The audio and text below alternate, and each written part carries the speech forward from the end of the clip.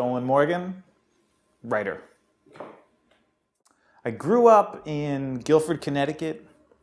I grew up in a condo complex up in the woods on the north end of Guilford. Guilford is on the shoreline in Connecticut, but where I lived was, I don't know, 10, 20 miles from the shore in the woods. Me and my friends always thought that they were haunted when we were kids and swore that there were all sorts of ghosts in there. If I was to pursue a different field, when I was a little kid, I really wanted to be three things. I wanted to be a vampire, I wanted to be an assassin, and I wanted to be an investigative journalist. I don't know why I wanted to be a vampire or an assassin.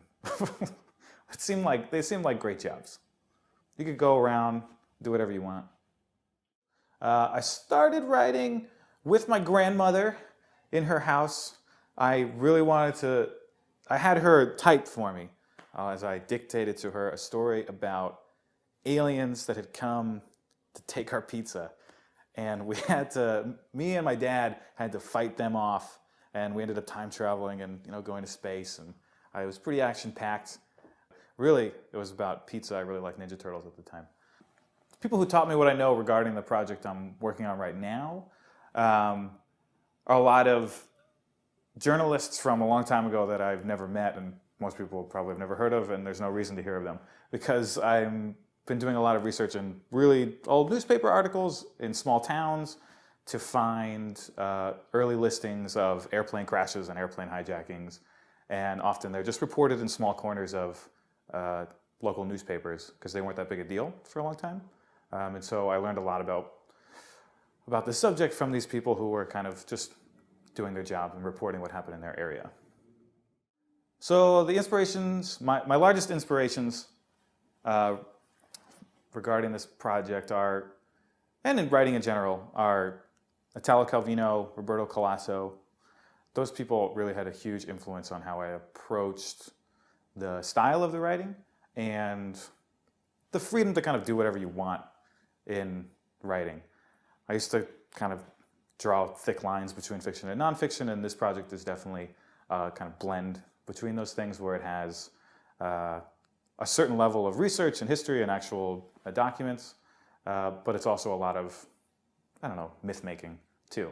So the freedom to do that is something that I was given from reading writers like Italo Calvino, Roberto Colasso, Galliano,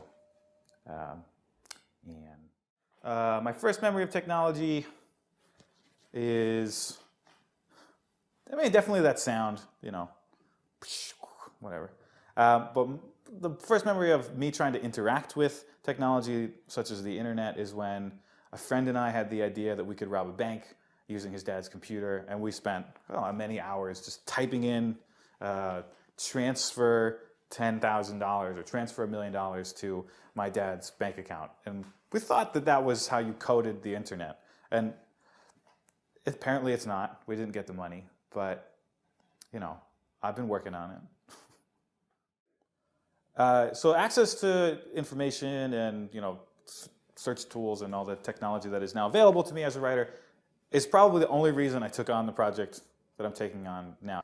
Regarding this project, I probably would not have taken it on had I not had something like the Google News Archive, where I could use as a starting point to really go through huge swaths of newspaper information, scanning for keywords.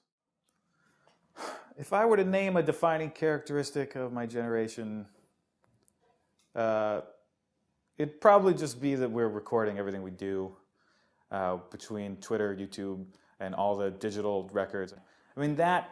That's a huge trove of evidence to make a judgment about us at some point. Most generations in the past, were scrambling to find documents and artifacts about who they were and what they did, but we've recorded almost everything, so it's going to be much easier to make some kind of assessment.